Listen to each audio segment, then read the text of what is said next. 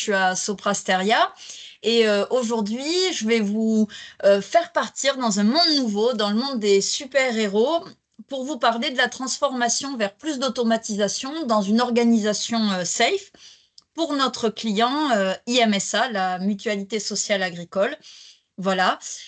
N'hésitez pas à me faire toutes les remarques possibles, puisque c'est un sujet pour lequel nous avons été sélectionnés pour le présenter au JFTL, aux Journées françaises du test logiciel en juin prochain, qui sont des conférences en présentiel à Paris pour l'ensemble des testeurs et de tous nos clients qui viennent écouter des conférences, des retours d'expérience, voilà, de différentes entreprises. Et on a été sélectionnés. Donc, vous êtes un peu mon dry run, en fait, pour cet événement. Donc, n'hésitez pas, si ce nouvel univers dans le monde Marvel, vous l'avez trouvé un peu bancal ou toute remarque constructive sera la bienvenue. Je vous remercie d'avance et ne vous inquiétez pas, je ne me transforme pas en Hulk, même si vous me dites des choses un peu difficiles. Alors, je vous disais, je vous transfère dans le multivers du testeur.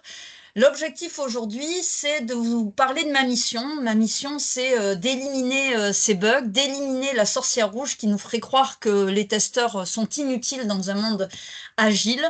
Et je vais d'abord vous parler vraiment de pourquoi se transformer, pourquoi le client a eu besoin en fait de ce plan de transformation, pourquoi on a dû monter toute une organisation telle un shield pour arriver à mettre de l'automatisation.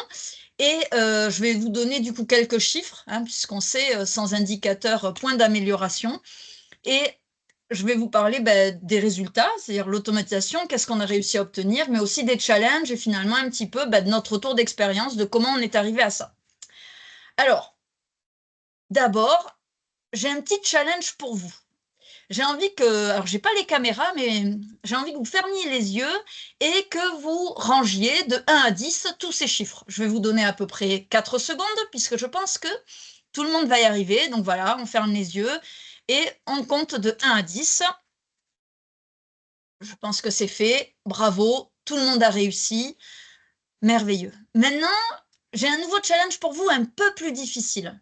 Pareil, fermez les yeux, mais cette fois-ci, j'ai envie que vous rangiez ces nombres, mais par ordre alphabétique.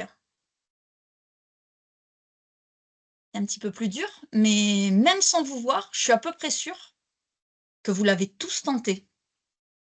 Et ça, c'est un phénomène. Alors, je vais vous donner la réponse. Je vous laisse encore peut-être quelques secondes.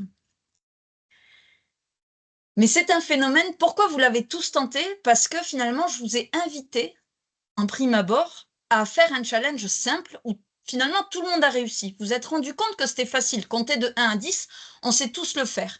Et embarqué par cette réussite, par cette facilité, vous êtes tous venus tenter ce challenge, ce deuxième challenge qui n'était pas non plus monter le Mont Blanc, qui était finalement assez simple, mais pas tant. Et donc, je vous ai amené à venir vers moi et à essayer ce challenge. Ben, finalement, se transformer et tout ce qu'on a appris de notre expérience avec dans cette organisation SAFE que je vais vous montrer, c'est ça, c'est que se transformer, c'est une succession d'étapes. C'est pas je suis partie de rien et tout d'un coup, toutes mes équipes intégraient l'automatisation dans leur processus.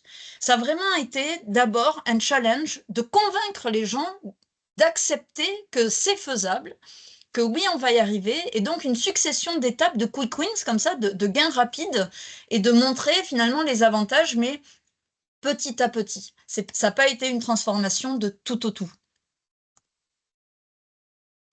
Alors, voilà, pour vous donner envie de rester encore avec moi un petit peu, déjà quelques chiffres. Pour vous donner le contexte, c'est pas un train safe, c'est une organisation. C'est un peu un équivalent d'un vertical en fait côté IMSA.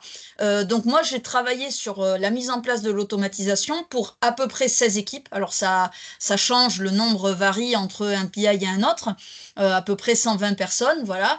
Euh, c'est une vieille architecture côté IMSA, donc c'est plus de 10 technos différentes, hein. On parle en base de données, on a de l'Informix et du Postgre, on va avoir du COBOL et de l'Angular, on va avoir des messages MOM, enfin on a une pluralité de technologie et entre le nouveau et l'ancien qui a donné à notre mission aussi un aspect challengeant à se dire, bon, je ne vais pas forcément réussir à répondre à tous les besoins avec un seul outil, puisqu'on parle aussi du monde public, donc du monde gratuit. Et cette effervescence comme ça de technologie a aussi fait partie de, OK, acceptons-le, ne cherchons pas à tout transformer, prenons-le en compte et avançons. Une autre chose qui est assez importante dans cette organisation, donc j'ai peut-être oublié de le rappeler, hein, ou de le dire tout simplement, la mutualité sociale agricole et le vertical pour lequel je travaille, c'est la retraite, c'est la mise en œuvre de la retraite pour les agriculteurs. Et vous en êtes peut-être aperçu, mais c'est vrai que dans l'actualité, on en a quelque peu entendu parler.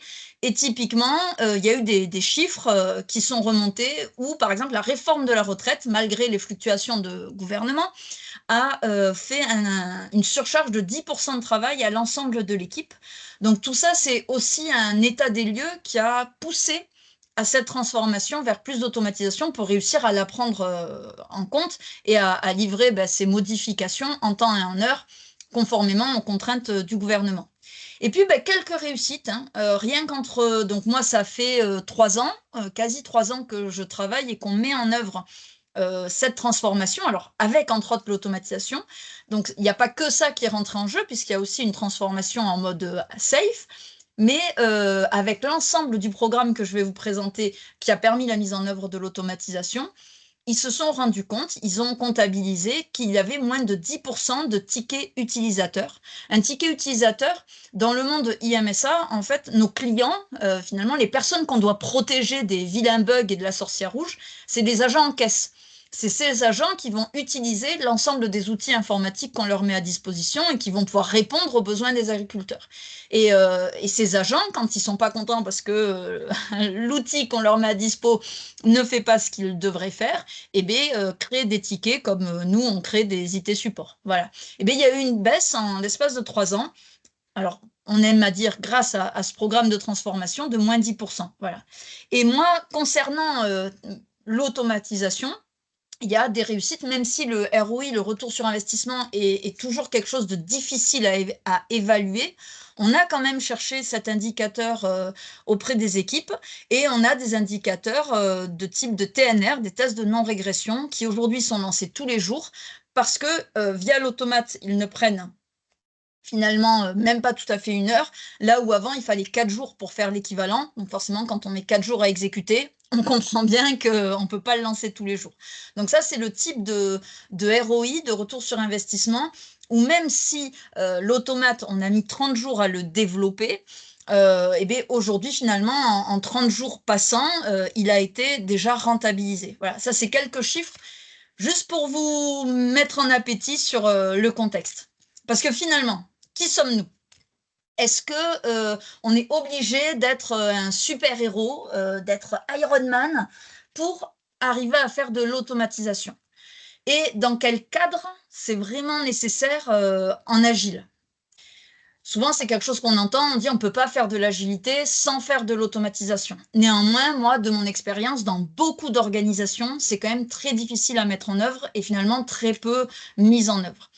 Et nous, on s'est rendu compte dans cette organisation que de la même manière que les Avengers étaient la dernière ligne de défense contre Thanos, dans des cadres comme ça, de type IMSA, où une mise en prod est quand même critique, on va parler de millions d'euros qui vont être délivrés ou pas si on se rate à nos agriculteurs. Finalement, la mise en production, ce sont des trains énormes et c'est très lourd à mettre en œuvre. Et la qualité et l'automatisation et la qualification, ça reste la dernière ligne de défense. Voilà. Donc nous, tout l'enjeu de notre équipe et de toute la transformation qu'on a eue, ça a été de dire comment on fait du shift left, comment on évite finalement ce goulot d'étranglement avant une mise en production. Alors, exactement, voilà. Qui sommes-nous? Je vous disais, c'est pas un train, c'est un petit peu plus compliqué que ça. C'est vraiment, ils appellent ça une DOSI, et on s'appelle la DOSI prestation et assurée.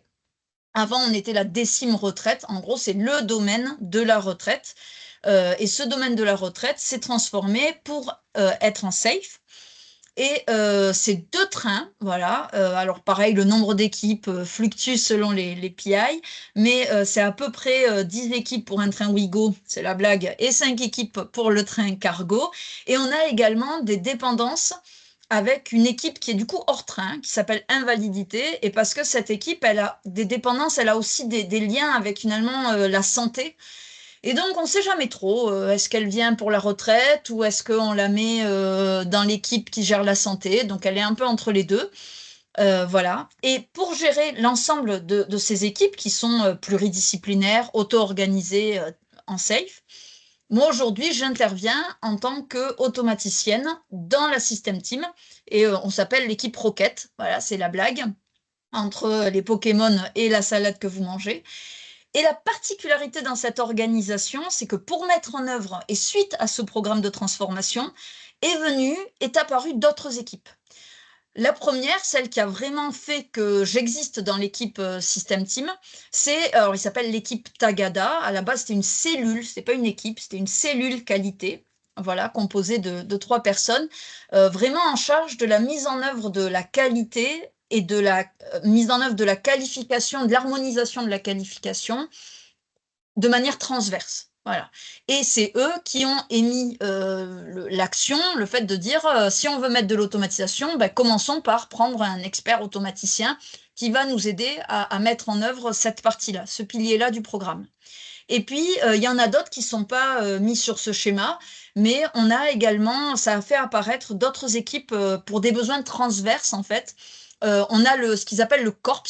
Lui, il est dédié au déploiement. Et donc, quand l'automatisation vient s'insérer dans le CI/CD, dans le déploiement continu, pour s'assurer d'une cohérence globale au niveau DOSI, au niveau domaine retraite, on va aller parler au corps, voilà, qui est donc une équipe transverse. Et on a également plus, là, pour aider les équipes de développement, on a une équipe qui s'appelle le collectif expert de dev. Et là, pourquoi ils ont mis ça en place? C'est parce que dans notre organisation SAFE, il a été décidé que ce soit une organisation fonctionnelle. C'est-à-dire que chacune des équipes Wigo et Cargo n'ont pas un domaine technique, mais ils ont un domaine fonctionnel, ce qui fait que plusieurs équipes peuvent toucher au même morceau. Ça fait énormément de dépendances, énormément de problèmes de déploiement, et c'est ce qui a amené aussi le fait qu'il nous faut absolument de l'automatisation, parce que quand une équipe touche du coup à un composant technique, pour s'assurer qu'il n'a pas cassé le travail d'une autre équipe, l'automatisation est vraiment un enjeu majeur pour aller plus vite, parce que avant, il fallait attendre 2 jours avant de dire ok, je peux mettre en conf mon code parce que l'autre équipe a testé que ce que j'ai mis en local fonctionne, etc. Ça, c'était une vraie spécificité de cette organisation SAFE, et c'est l'ensemble de ces spécificités qui a fait naître, on va dire, l'existence de l'automatisation, ou qui a poussé en tout cas à se dire il faut que ça en devienne une réalité. Ce n'est pas qu'un bon conseil, ça doit devenir une réalité. Il nous faut un automaticien. Et ben, je vous ai mis, voilà, notre mission, nous, c'est vraiment la chaîne de valeur. Et forcément, je vous ai dit, c'est une vieille architecture. Et du coup, il y a beaucoup de programmes, beaucoup, je ne sais pas si c'est le terme, mais en tout cas, on a des programmes pour renouveler les produits permettant d'assurer cette chaîne de valeur, qui est, ben, il faut pouvoir constituer une carrière, il faut pouvoir informer, vous avez des sites, par exemple, pour aller calculer votre retraite, ben, la IMSA pour les agriculteurs, c'est eux qui sont en charge et c'est nos équipes qui sont en charge de faire en sorte que c'est correctement calculé et que votre simulation est propre. Il faut pouvoir traiter une demande de retraite, on est bien d'accord.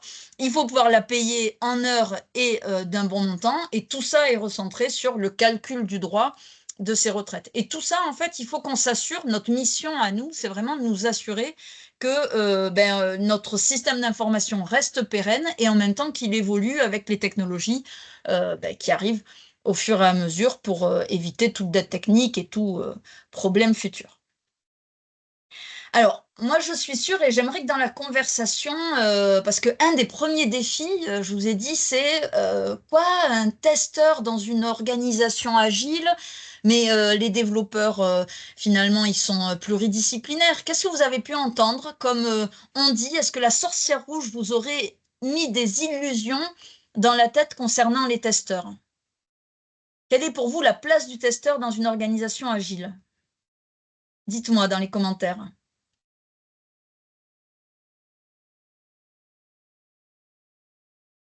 J'ai pas de masque pour la sorcière rouge.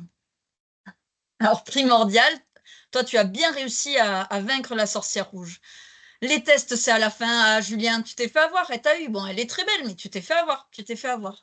Écrire et exécuter les tests, oui. C'est mieux de les écrire, hein, c'est pas sorti du chapeau. Oui, oui. Combien m'ont dit, ben, les tests, ils sont dans ma tête, hein, c'est normal. Voilà.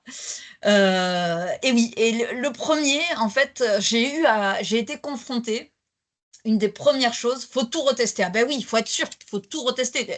Tu t'es fait avoir, Julien, la sorcière rouge, t'as complètement mis l'illusion dans la tête. Mais heureusement, nous, on sait que c'était notre ennemi et on s'est dit, OK, on a entendu ça. Les testeurs, ils ont qu'à exécuter, ils sont rigides, ils comprennent pas les dépendances, c'est pas des techniciens, l'automatisation, c'est impossible, c'est trop technique, ils sont pinailleux sur des petites choses. Oui, si je trouve pas de bug, c'est qu'il sert à rien, donc va chercher ailleurs. Effectivement, on a entendu tout ça et moi, c'était vraiment ben, ma mission que de vaincre cette sorcière et d'apprendre en fait au qualifieur et de redorer quelque part l'image de le qualifieur, c'est un vrai métier avec des vraies techniques qui sont là pour finalement optimiser et aider les développeurs et pas juste être les petites mains quand le développeur n'a pas envie de vérifier ce qu'il a fait. Et alors, la sorcière rouge, elle en veut aux managers, aux développeurs, aux testeurs. Tout le monde y allait de finalement ces illusions. Et donc, la première étape a été de se dire, OK, quel plan de bataille on met pour vaincre la sorcière rouge et faire sortir tout le monde de son illusion? Et bien pour ça, on a mis le programme, alors quand je dis on, c'est IMSA là pour le coup, mais j'aime bien collectiviser les victoires. Donc, nous avons mis en place le programme TEAM de transformation de l'informatique institutionnelle au service des métiers et de l'efficience. Voilà, bon, programme TEAM. Et ce programme, il est basé sur 8 piliers. L'objectif étant, son point fort, en fait, c'est vraiment de se dire, ce n'est pas que de la formation ou de l'information. C'est vraiment une équipe dédiée avec un sponsor, et entre autres, une des actions qui a été mise en œuvre, c'est la création de cette équipe transverse Tagada, dont je vous disais, où il y a 3 personnes qui sont vraiment dédiées que à ça, que à s'assurer que finalement la qualif a toute sa place et qu'on arrête de faire que les tests à la fin, on arrête de dire que l'automatisation c'est pas possible, on arrête de faire les tests que dans nos têtes, sans preuve et sans finalement méthode. Donc ces 8 piliers, avec le premier, ça a été changer vers l'agilité, avec comme action concrète, par exemple, ça a été de remettre en œuvre dans les équipes qui en avaient le plus besoin, les ateliers Tres Amigos. Donc déjà, de se dire, OK, on a recruté des qualifieurs, et ces qualifieurs doivent faire partie intégrante du processus, et donc de rajouter ces ateliers pour les équipes, pour vraiment faire prendre conscience qu'on pouvait tester plus tôt un tas d'éléments et s'assurer que justement ces problèmes de dépendance fonctionnelle pouvaient ne pas être une fatalité dans nos deux trains et dans notre dossier. On a la qualité, c'est l'affaire de tous. Alors ça, c'est un mantra, tout le monde le connaît, voilà. Mais c'est ce mantra finalement qui a poussé le sponsor et l'ensemble à créer cette équipe Tagada pour suivre l'ensemble du programme, voilà. Le test en premier, alors ça, on a beau le dire, ce fameux shift left, mais le fait d'avoir un pilier là-dessus, ça a forcé en fait l'équipe Tagada a fait des ateliers en fait réguliers sur chacune des équipes pour parler et pour donc remettre ce shift left en perspective et voir avec eux concrètement, sur chacune des équipes, concrètement, quel shift left on pouvait appliquer, puisqu'on a bien conscience que selon les technologies, selon la taille de l'équipe, selon les connaissances de chacun, la maturité de chacun, on ne pouvait pas faire la même action sur les 20 équipes comme ça, là. Faites ça et puis ça va être magique. Non, ça a vraiment été un accompagnement petit à petit, équipe par équipe, de OK, on vous prend la main, on vient vous voir, on vous explique le concept et on voit avec vous quels petits pas en fait. Toujours ce principe de quels petits pas on peut faire ensemble, quels petits quick wins on peut avoir. Est-ce que juste mettre peut-être des subs, juste mettre une vérification en base, juste aller parler à telle équipe avant déploiement. Voilà, des petits pas comme ça de on teste d'abord avant de déployer sur le premier environnement communiquant à tout le monde. Voilà. On a remodelé la qualification. Celui-là, c'est se dire, voilà, on va faire du recrutement de qualifieurs. On va commencer à se connecter vraiment au sujet du test avec les certifications, avec tout ce système. Donc vraiment le mettre comme un métier à part entière. Voilà, et redorer et éviter que la sorcière rouge puisse nous faire croire n'importe quoi, que vous prenez quelqu'un qui traverse la rue, hop, il est testeur, c'est magique. Non, c'est pas ça. Donc avoir un vrai plan de recrutement avec des fiches, avec voilà, des demandes de certification. Il y a eu l'enrichissement de la boîte à outils. Alors je vous disais, on est dans le monde gratuit. Donc bon, ça a certaines contraintes, on ne va pas se le cacher. Mais c'est pas une fatalité, c'est pas parce qu'on est dans le monde gratuit qu'on doit prendre le premier outil qui passe et en fait si l'ensemble de la communauté n'est pas contente, et bien tant pis, on n'a pas le choix. Non, il y a eu une veille technologique et typiquement il y a eu une migration de TestLink qui se faisait très vieillissant et pas du tout optimisé et très lent, etc., vers du X-Ray, là où finalement on s'est rendu compte que même nos partenaires, les autres services publics, l'utilisaient plus et du coup on était plus harmonisé avec d'autres pratiques. Mais bon, tout ça, ça a pris du temps. Il a fallu former et accompagner. Donc c'est pareil, il y a eu la naissance, ils ont appelé ça de la caverne X-Ray. Donc en fait, c'est un site SharePoint, mais dans lequel on met des vidéos pour vous accompagner, on met des moyens pour faire des imports-exports entre TestLink et X-Ray. On crée des sessions et des formations autour de ce même outil.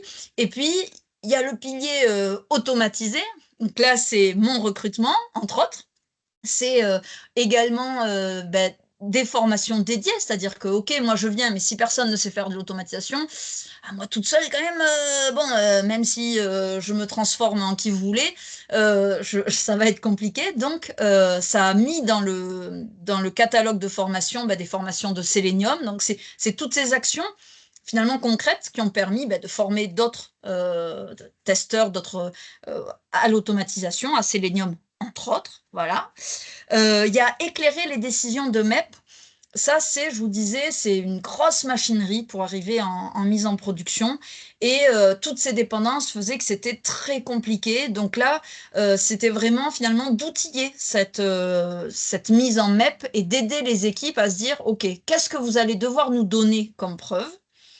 Quels sont les tests minimums? Voilà, c'était d'aider, de clarifier en fait, de simplifier la gestion avec un board Jira, vu qu'on était X-Ray. Bon hop, allez, Jira un petit peu, tout le monde s'était acculturé à ces outils pour faciliter la mise en production. Voilà, donc un programme qui a eu 2 phases, qui a été très fort et qui est vraiment un prérequis pour la mise en œuvre de l'automatisation, puisque tout ce programme, c'est aussi ce qui a émis en fait ce qu'ils appellent la politique de test. La politique de test, c'est un document haut niveau, c'est au-dessus de la stratégie, et ça va donner un petit peu la vision, ça va répondre à des questions que, pour le coup, toutes les équipes de la DOSI se posent. Par exemple, est-ce que vous devez prendre des copies d'écran à chaque fois que vous faites un clic dans un outil, que l'étape soit OK ou KO? La politique de test répond à ce genre de questions. Elle indique aussi quels indicateurs sont censés suivre. Alors censés parce que oui, ça reste un document. Donc même si ça a été présenté à tout le monde, c'est vrai que sans répétition, forcément, au bout d'un moment, les données se perdent. Mais voilà, ça donne quel indicateur vous êtes censé fournir pour une mise en production. Ça indique quelles bonnes pratiques, par exemple, dans les outils, doivent être homogénéisées au niveau du groupe pour faciliter, toujours pareil, la mise en production. Toujours pour vaincre cette sorcière rouge, c'est ce programme en fait qui a forcé et qui a poussé ce qu'ils appellent des fiches de fonction pour un petit peu, toujours pareil, redorer en fait le métier de testeur. Et ça paraît rien, Mais c'est vrai que ça devenait difficile d'avoir des qualifieurs qui finalement appréciaient leur travail et surtout qui se sentaient finalement bien dans leur équipe, qui sentaient leur place en fait dans leur équipe. Et le fait de faire ces fiches de fonction avec les rôles, les responsabilités, des petites vidéos, eh bien, ça joue sur justement dans mon équipe agile, est-ce que j'ai ma place, jusqu'où j'ai droit d'aller, quel est mon rôle, quelle est ma responsabilité, comment justement je mets en avant ma responsabilité pour pousser à l'automatisation. Voilà. Et c'est tous ces prérequis qui ont permis, moi j'en suis persuadée, qui ont vraiment permis, qui m'ont fait la place en fait pour que quand j'arrive, ben, il y avait déjà une acculturation au fait que, ok, il faut le faire, on en a besoin et c'est faisable. Voilà. Alors, pareil, hein, l'automatisation, je ne l'ai pas fait du jour au lendemain. Et je vous ai mis en bas à droite de la slide un peu, forcément, vous avez bien compris, c'est une vieille architecture avec plein de technologies. Et ça m'a contraint, moi aussi finalement, d'avoir un set d'outils relativement large, mais parce que j'ai toujours fait la même stratégie de quick wins. Ça veut dire quoi? Ça veut dire qu'au départ, j'ai d'abord travaillé l'acculturation, je suis passée équipe par équipe, et je leur ai dit, voilà, pour démarrer, il faut se poser cette question. Et donc je l'ai écrit, là je ne vous le mets pas, mais je l'ai écrit dans un document, j'ai créé un SharePoint, je l'ai présenté ensuite oralement à chacune des équipes, je le répète ou j'essaye de le répéter régulièrement, de comment démarrer, quelle technologie vous avez, quel type de test vous faites, de quelles preuves avez-vous besoin, dans quel langage êtes-vous le plus à l'aise? Est-ce que vous êtes plutôt dans le monde de Linux, dans le monde de Windows? Est-ce que vous êtes plus à l'aise en Java? Vous êtes plus à l'aise en COBOL? Vous êtes plus à l'aise en Python?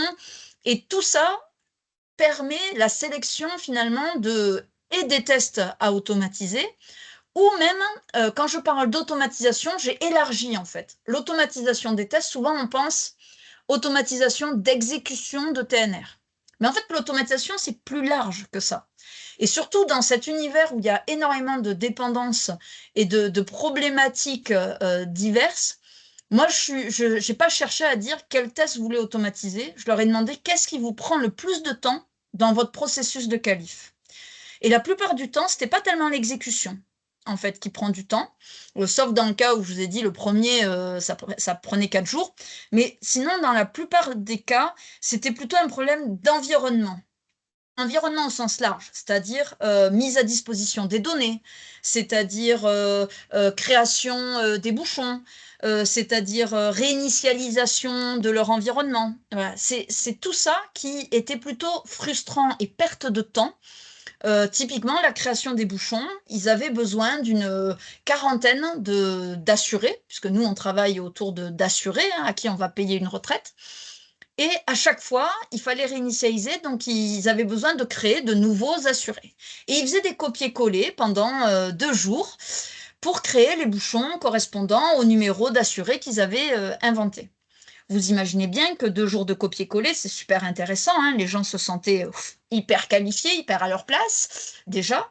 Et puis, bien évidemment, il n'y a aucune erreur, hein. CTRL-C, CTRL-V pendant 12 heures d'affilée, pas de problème, c'est génial. Et donc, on s'est rendu compte, ils faisaient leurs bouchons, ils n'avaient pas le choix, ils avaient besoin de ça. Donc, ils passaient 2 jours à faire leurs bouchons, et puis ils lançaient les tests, et patatras, le test ne marche pas, et pourquoi, et qu'est-ce qui se passe, et je reviens vers le dev, etc. Frustration. Et en fait, le problème, c'était le bouchon. Ouais, parce que il y avait un CTRL V, au lieu de mettre le numéro, ça avait écrit un petit V, vous connaissez, hein, quand on se rate sur le... voilà, donc hop, raté, et on repart de zéro.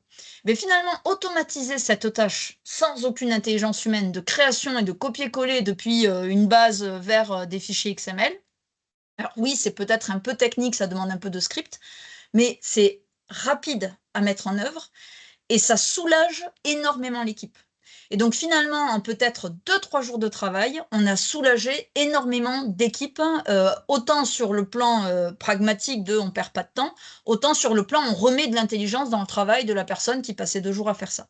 Donc on est vraiment gagnant-gagnant. Et c'est en ça que la stratégie, elle a été payante de leur dire, Ne réfléchissez pas forcément exécution des cas de test, mais vraiment pas à pas, qu'est-ce qui est le plus difficile dans votre qualification?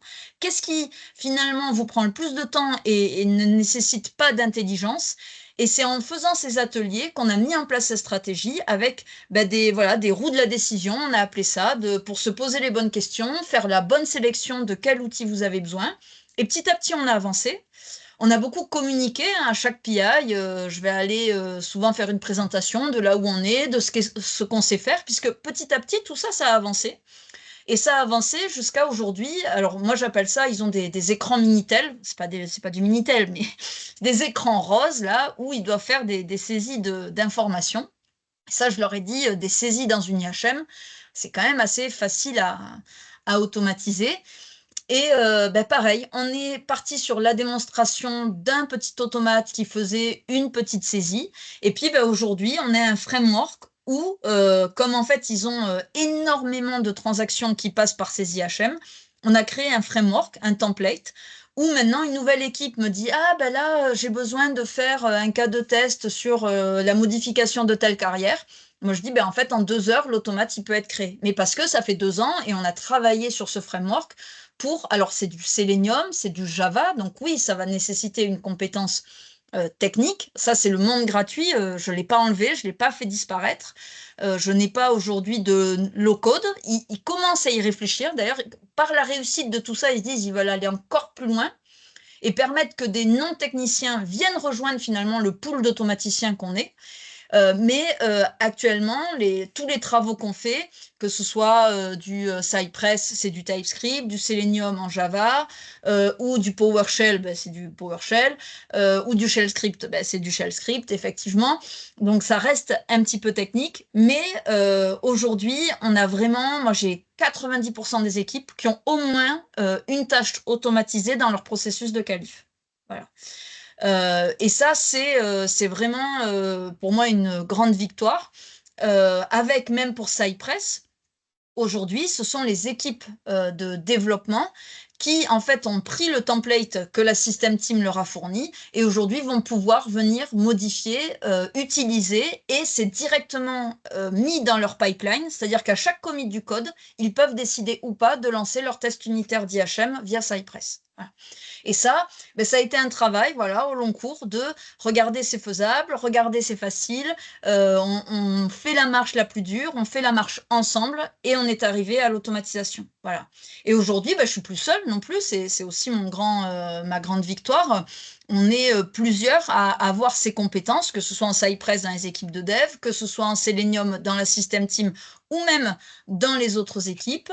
J'ai des qualifieurs qui ne se pensaient pas capables et qui viennent se dire: «OK, peut-être que je vais pas, taper le Cypress, d'accord, mais moi, en tant que qualifieur, mon intelligence, c'est d'écrire les scénarios de test. Donc on a mis en place un Gherkin Concomber et moi, je vais venir fournir en amont, le plus tôt possible, ce fameux test en premier, les scénarios Gherkin et ensuite, c'est ça que les développeurs vont pouvoir, vérifier et comme ça, on aura vraiment toute l'intelligence de toute l'équipe mis au service de la qualité». Voilà, ça, c'était vraiment les grandes victoires. Et puis, rapidement, je vois le temps qui passe, j'ai beaucoup utilisé l'IA. J'ai beaucoup utilisé l'IA parce que, il y a eu comment on appelle ça? Un test en fait fait à IMSA, pour utiliser un Codium, un plugin sur les IDE de développement. Alors moi, je fais pas à proprement parler du développement, mais mon script, j'utilisais un IDE. À la base, on utilisait Eclipse, mais les plugins IA ne fonctionnaient pas parce que trop vieille version, vous voyez, trop vieille architecture, trop vieille IDE. Donc on a basculé tout le monde sur d'autres IDE. Moi, j'ai choisi IntelliJ et l'IA, ben, avec ce Codium, entre autres, j'ai testé aussi ChatGPT et Mistral, toujours en respectant les règles, que ce soit Sopra et IMSA, donc pas de code du client, que des demandes génériques, des demandes de conseils. Mais typiquement, je lui ai demandé: «Fais-moi une IHM qui permet de lancer mon automate Selenium Java, en me permettant de saisir un login, un mot de passe, et un bouton lancer». Et beh, je n'ai jamais fait je crois que c'est du Spring, j'en ai jamais fait de ma vie, me demandez pas de maintenir, mais cette petite IHM, aujourd'hui, elle tourne et elle permet aux développeurs de soit avoir leur automate dans la pipeline, soit de pouvoir le lancer en local sans être forcément connecté avec l'ensemble et avec le reste, voilà, par cette petite IHM. Et voilà, ça m'a permis, mais ça sera peut-être une autre conf que je ferai plus tard. Mais voilà, l'IA, c'est aussi pour moi une super aide parce que je ne suis pas développeuse. Moi, ma compétence, elle est vraiment dans les réflexes d'automatisation, les règles d'automatisation et la qualif, les techniques de test. Mais l'IA, elle a comblé justement ces problèmes de shell script. Moi, j'en avais pas fait depuis l'école. Je vous dirai pas la dernière fois que j'étais à l'école, mais c'était il y a un petit moment, donc je me souvenais pas de tout. Et l'IA me permet de réapprendre beaucoup plus vite des basiques, que ce soit en SQL, en shell script, ou par exemple, l'IA me conseille, j'avais des données. Ils utilisent des fichiers pour les assurés, c'est des millions d'assurés. Donc ça donne des fichiers avec des centaines de mille lignes. Donc des trucs qui font plus de 100 mégas et donc à manipuler, c'est très pénible, c'est très gros, c'est très lent. Et donc à l'IA, j'ai pu lui demander, OK, quel est le système et quelle version il me faudrait pour permettre de faire des tests en moins de 20 minutes sur un fichier de 120 mégas. Voilà. Et du coup, il a pu me répondre et on a pu revenir vers les techniques, mais en leur disant, voilà, nous, on a telle problématique, on a reçu tel conseil, qu'en pensez-vous, comment avançons-nous? Voilà. Moi, c'est le type d'utilisation en termes d'automatisation que l'IA m'a permis d'avoir. Donc voilà, je vous disais, moi, j'ai eu beaucoup de défis, hein, les testeurs qui ne sont pas techniques, les développeurs qui ne veulent pas être fonctionnels testeurs. J'ai plusieurs outils, ça c'est vraiment difficile à comprendre et on aimerait une harmonisation, on aimerait l'outil magique qui va aussi vite que Flash. Mais non, je n'ai pas, il faut s'y faire. Il y a eu plusieurs changements, je vous ai dit. On est d'abord passé en safe, il y a eu le DevOps aussi, cette intégration continue. Ils ont changé d'organisation, ils se sont verticalisés, un peu comme nous, Soprasteria, on a pu faire. Et oui, on aimerait toujours être flash, hein. Le gouvernement change beaucoup, demande beaucoup de modifications au dernier moment. Donc j'ai toujours la réflexion de on n'a pas le temps, on n'a pas le temps. Et c'est là où le Quick Wins va vraiment être une stratégie gagnante parce que je leur montre que des fois, de perdre un peu de temps, ils en gagnent en fait beaucoup après.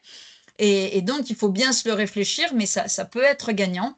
Et finalement, moi, aujourd'hui, c'est une grande victoire. Je vous ai dit, on a fait un bilan sur les équipes. Voilà, un petit rôti sur la mise en œuvre de l'automatisation au sein de la DOSI, au sein de cette organisation. Et c'est plutôt bien accueilli, il y a une vraie acculturation, tout le monde en a bien conscience. Tout le monde est d'accord pour dire que globalement, il y a eu des gains en termes de fiabilité de données, je parlais des bouchons, de délai, c'est-à-dire que oui, peut-être que ça m'a coûté très cher à faire, mais en fait aujourd'hui, je suis capable de passer la main, passer le relais à une autre équipe beaucoup plus vite, donc tout le monde gagne du temps. Et il y a une autre fierté, c'est l'institutionnalisation, c'est-à-dire que moi je suis partie de travaux d'autres personnes dans l'entreprise, je me suis fait aider, hein, parce qu'il y a eu aussi cette acculturation au partage, au genre de meet-up, de COP, de communauté de partage. Et j'ai récupéré ces travaux, j'ai discuté avec eux, j'ai appris d'eux. Et aujourd'hui, régulièrement, on fait des partages et on essaye maintenant, il y a des travaux pour harmoniser vraiment l'automatisation au niveau institutionnel IMSA et pas que pour la retraite. Et où du coup, plusieurs des travaux faits pour la retraite vont être repris. Donc ça, c'est forcément très chouette quand toute cette transformation donne jusqu'à voilà, ce genre de résultat. Et voilà, merci beaucoup. Je vois pas de main levée, mais si vous avez des questions, n'hésitez pas. Et promis, je remets pas le masque.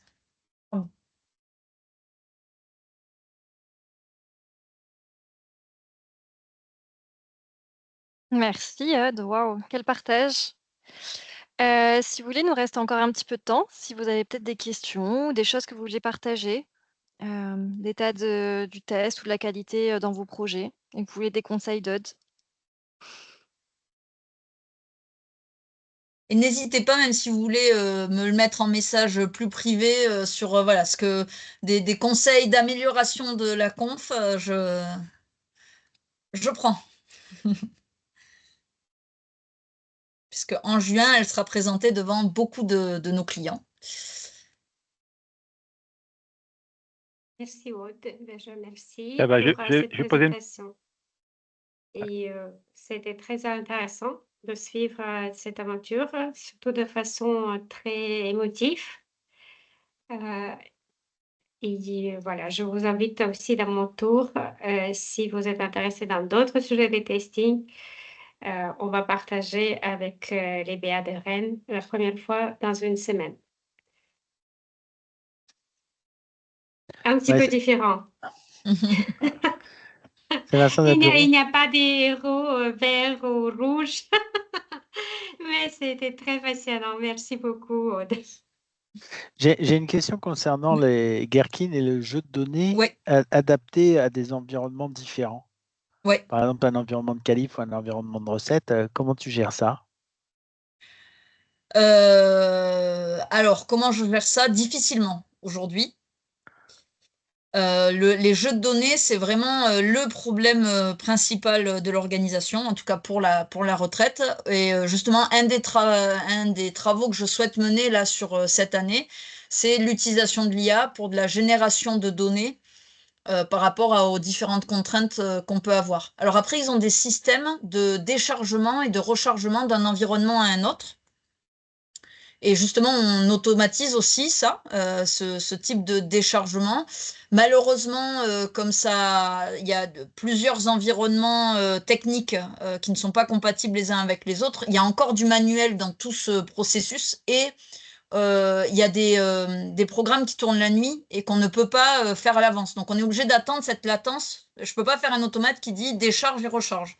Je suis obligé de lui dire fais un automate qui décharge. Je suis obligé d'attendre qu'il y ait un batch institutionnel qui passe la nuit. Et le lendemain, je peux relancer un autre automate qui recharge. Mais bon, ça leur a quand même fait le fait d'automatiser un peu ces tâches ça a permis déjà de mettre en avant et de la plupart du temps, l'automatisation, ça a aussi amené la documentation. C'est-à-dire qu'il y a des équipes, en fait, ils savaient même pas qu'il fallait faire comme ça. Et le fait de l'automatiser et de le faire écrire par les équipes, eh bien, ça a mis encore plus en évidence les capacités de l'entreprise. Voilà.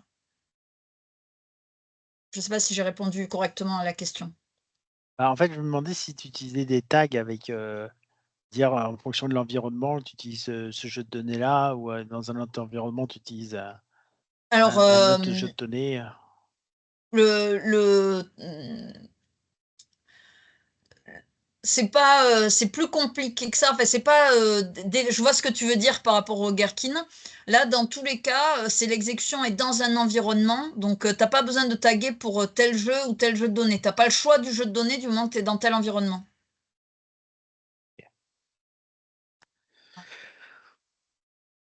Et est-ce que vous utilisez des plugins à IntelliJ comme Test Automation?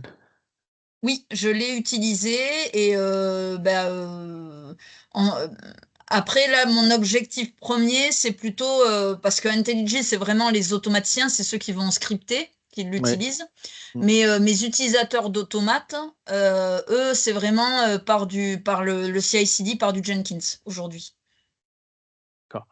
Et au niveau de la déclaration de ton fichier Gherkin, il est géré par l'IDE, par les développeurs, ou il est dans X-Ray? Est-ce que tu lis l'information dans Non, X-Ray et que tu alors ça, c'est la l'exécutes? demande, ouais, L'inverse. ça serait une évolution, c'est à la demande des qualifieurs, effectivement. C'est dans l'autre sens. C'est-à-dire que tu as Pour un l'instant, c'est dans script, l'IDE c'est et dans l'IDE, dans l'objectif, le Git, etc. Et une fois que voilà, tu as terminé, tu repousses dans dans X-Ray en Git. disant voilà le résultat. Ouais, exactement, exactement. Et l'objectif, c'est de l'écrire directement dans X-Ray pour venir le lire dans X-Ray. Ça, c'est l'étape suivante. Pour faciliter encore plus le lien qualifieur-développeur. Je suis un peu plus sceptique sur la réalité de pouvoir faire ça facilement, en fait. Alors, voilà, c'est pour ça que c'est un projet, mais aujourd'hui, les qualifieurs sont obligés d'avoir le vernis minimum de tu vas dans Git, tu ouvres ça, tu mets à jour ça et tu repousses dans Git. D'accord. Aujourd'hui, on en est là. Mais voilà. J'ai une Super. toute petite Ouais. question. Ouais. Est-ce que, donc, il y a peut-être eu des écueils dans l'automatisation de certaines choses. Est-ce que tu as aussi associé des tests manuels de type exploratoire, par exemple? Est-ce que tu as Alors, introduit ça dans l'organisation ou pas du tout? oui, oui, oui, l'automatisation n'a pas du tout enlevé les tests exploratoires. D'autant plus que il y a toujours une phase où c'est les agents caisse en fait qui vont faire des tests et eux pour le coup c'est pas les automates, eux ils vont faire les tests exploratoires. Euh, voilà, ça c'est pas de, il y a toujours cette phase-là qui existe. Ça n'a pas enlevé. Nous on est vraiment, alors j'en ai des TNR bout en bout, mais on pousse vraiment vers le shift left, vers les pousser, déjà s'assurer que les développeurs ont leur TU automatisé. Quand c'est de l'IHM, ben même les IHM, faire des TU d'IHM basiques, que ce soit pas les qualifieurs qui en bout de chaîne vérifient que ça se... Tu vois, que tu as un message d'erreur quand tu ne corresponds pas au format, des choses comme ça. Et des tests d'intégration, voilà, avant d'aller vers du bout en bout. Hmm. Après, c'est l'objectif. Hein. Les qualifieurs, si tu les écoutes, ils ne feraient que du bout en bout. Mais c'est toute la culturation qui arrive, quoi. Ouais, Super. Julien? Ouais, on peut enchaîner, merci. Oui, j'avais une question sur les exigences. Est-ce que c'est peut-être hors sujet parce que le sujet c'est quand même plus l'automatisation, mais est-ce que la gestion des exigences était suffisamment bonne pour que ça ne produise pas d'obstacles à votre automatisation ou Alors, au contraire c'est vous un en avez vrai rencontré obstacle. beaucoup? En fait, il Oui. n'y a pas de gestion d'exigence. Et j'en étais même, je disais, les tests, c'est dans leur tête. Donc, ce que ça a amené, l'automatisation, c'est les pousser déjà à écrire leurs tests. Oui. Et par contre, mon combat maintenant, c'est de leur dire, tu me demandes ça, mais ça couvre quoi? Donc oui, on a encore un long chemin à faire, hein. Un très long chemin, mais en tout cas, même si pour moi on l'a pas pris dans le bon sens, où je suis d'accord, moi j'avais vraiment une culture où tu prends une exigence, tu as les tests associés, ça couvre ça, tu détermines. Bon, là il a fallu accepter que ce n'était pas la culture de l'entreprise et qu'il y a vraiment une culture de personne. En fait, même, ils en sont au, si tu veux tester la liquidation pour un droit d'une personne, c'est Philippe. Marianne, elle ne sait pas faire ça. Tu vois, ce cas de test, c'est Philippe. Et quand Philippe n'est pas là, on ne peut pas faire ce cas de test parce qu'on ne sait pas comment ça se passe. On en était là, tu vois. Donc moi, le fait que j'arrive à l'automatisation, je leur ai dit, mais c'est pas magique en fait. Moi, je ne suis pas une sorcière avec des pouvoirs qui lit dans vos pensées. Non.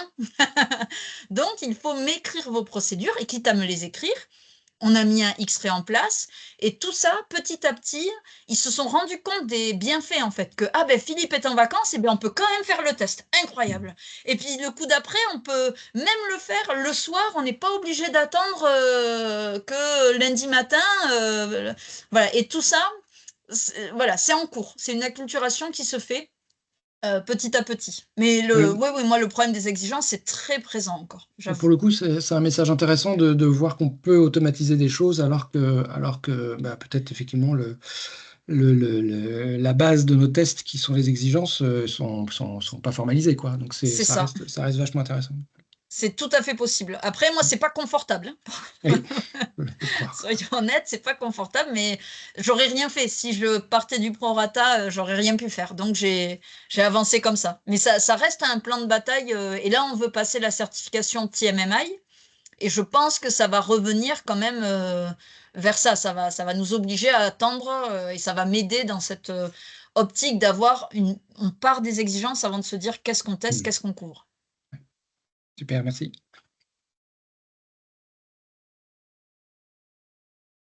Mustapha, si tu as une question, vas-y. Oui, j'ai une question. Comment vous faites pour maintenir les jeux de test ou les cas de test automatisés sur le long terme avec les évolutions de l'application et aussi avec une équipe aussi grande? Souvent, il y a un effort important qui est fait au début pour mettre tout ça en place, Ouais. mais le risque qu'il y a, c'est qu'après un certain temps, l'intérêt diminue ou la motivation ou les personnes clés ne sont plus, qui essaient de pousser à l'utilisation de ces cas automatisés ne sont plus là et que à la fin c'est abandonné. Vous faites comment en fait pour gérer tout ça? Ben, typiquement, j'ai eu le problème, tu vois, récemment, j'ai une équipe qui faisait ce qu'ils appellent les épurations, justement, de jeux de données, et c'est à coup de 160 épurations. Donc, quand ils le font à la main, c'est rébarbatif, c'est très long, etc. Et du coup, mais ce problème-là d'épuration, c'est par des campagnes, donc c'est en gros une fois par PI. Enfin, c'est sur des campagnes spécifiques, donc c'est que tous les 3 mois, tu vois. Donc finalement, c'est pas souvent. Mais par contre, là où avant de commencer la qualif, il leur fallait peut-être 3 jours, bah, de l'automatiser, en une demi-heure, tout était prêt. Donc on a décidé de partir sur l'automatisation. Le problème, comme tu dis, c'est que après coup, la première fois, ils ont très bien réussi à le faire, et puis 3 mois plus tard, patatras, en fait, il n'arrivait plus à utiliser l'automate. Parce qu'il ne savait plus le configurer, parce qu'il avait un besoin qui avait popé, un truc qui avait changé, et qu'il se... Voilà. Donc ça, c'est une vraie problématique. Et moi, j'essaye de la résoudre. Ce que je leur dis, c'est qu'on a fait... Enfin, en tout cas, le retour que j'en ai, suite au bilan, par exemple, que je vous ai présenté, j'ai fait un sondage au niveau de la DOSI, etc. C'est ce qui revient souvent en commentaire, c'est l'énorme effort de documentation qu'on a fait. C'est-à-dire que souvent, un automate, je mets autant de temps à développer mon automate qu'à écrire sa doc. Et dans ce cas-là, tu vois, a priori, j'ai pas pris assez soin à ma documentation. Donc là, on a pris l'action. Je lui ai fait la correction. Je dis, OK, en fait, tu as changé. Il y a quelque chose qui a un petit peu changé. Donc, OK, je te fais la modif. Mais par contre, je lui fais vraiment un didacticiel pour se dire, voilà tes prérequis, voilà ce qu'il en est, pour que le prochain coup, finalement, tu ne perdes pas 2 jours à recomprendre ce qui se passe, quoi. Voilà. Donc, on apprend aussi des questions récurrentes, tu vois, qui pourraient venir. Et on essaye de documenter au niveau des équipes que j'ai, quoi. Voilà, quelqu'un qui est plus ou moins à l'aise avec un Git, avec un Jenkins, lui, il utilise Git une fois tous les 3 mois. Moi, ça me semble évident, les manipulations. Mais lui, c'est un vrai effort à faire tous les 3 mois. Donc, je dis, OK, je vais faire écran par écran, clic par clic. Parce qu'en fait, c'est ça qui l'aide. Voilà. Et on essaye de gérer comme ça. Ok, merci. Ouais, Larissa? Moi, j'ai encore, c'est-à-dire, moi, j'ai pas bien compris parce que tu as utilisé beaucoup de mots, chiffres, lettres, etc. Mais tu disais aussi que les tests, ils ont joué plus avant, donc la décision est avant juste la mettre. Donc, est-ce que vous avez vraiment positionné ces tests dans la régression au début, suite à l'installation, ou c'est juste après tous les autres tests manuels? Voilà, à quelle fréquence aussi vous utilisez dans votre projet? Alors, c'est très variable d'une équipe à une autre, mais tout l'enjeu est de leur dire, quand ils viennent avec des projets d'automatisation de TNR tout en bout de chaîne, de poser la question, de s'assurer que ce n'est pas les seuls tests en fait qu'ils font. Parce qu'on s'est rendu compte parfois que, en vrai, c'était que parce qu'il y avait cette obligation avant la MEP de preuve qu'ils faisaient des tests. Sinon, sinon il n'y aurait pas de tests. Donc, du coup, comme c'est les seuls tests qu'ils font, c'est les seuls cas d'automatisation dont ils pensent. Donc, ils viennent avec ce projet-là.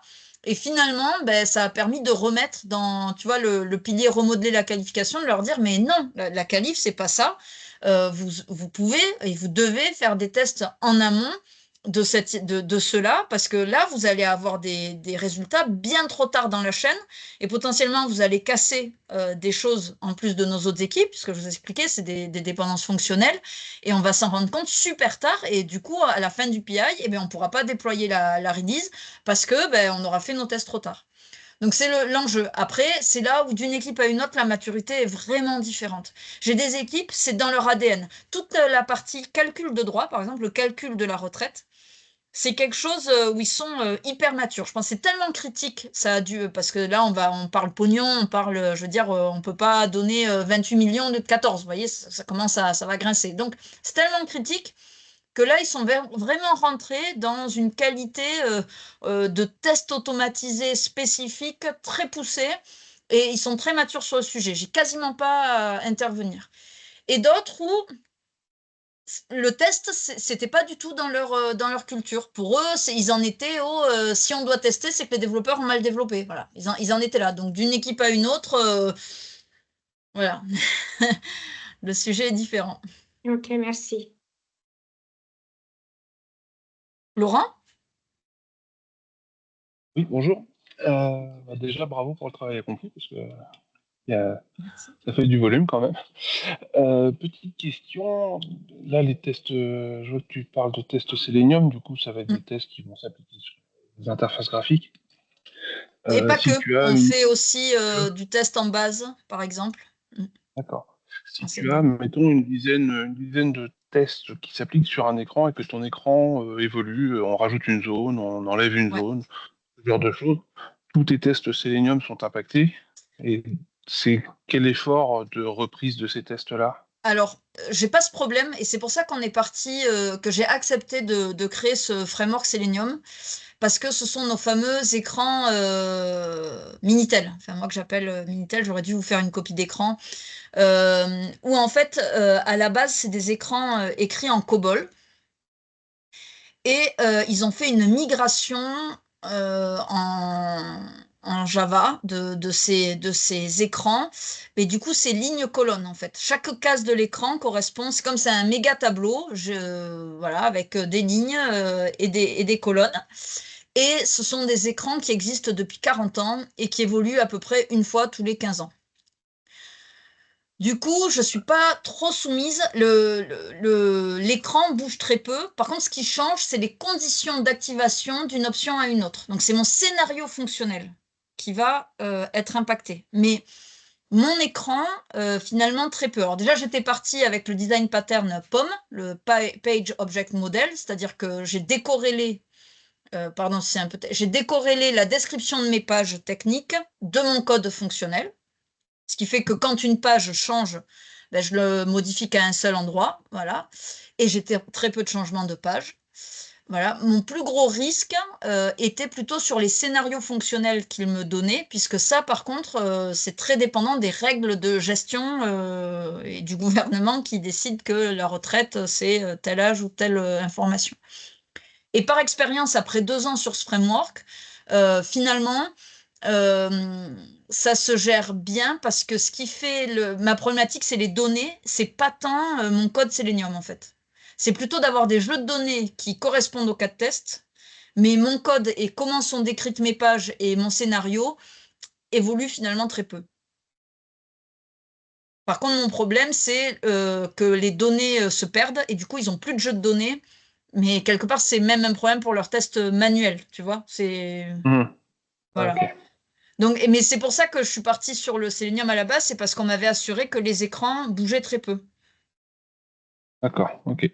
Voilà. Merci. Donc, c'était un des prérequis, je te l'accorde, de ce framework. Sinon, les tests IHM, effectivement, j'aurais eu peur de la maintenance.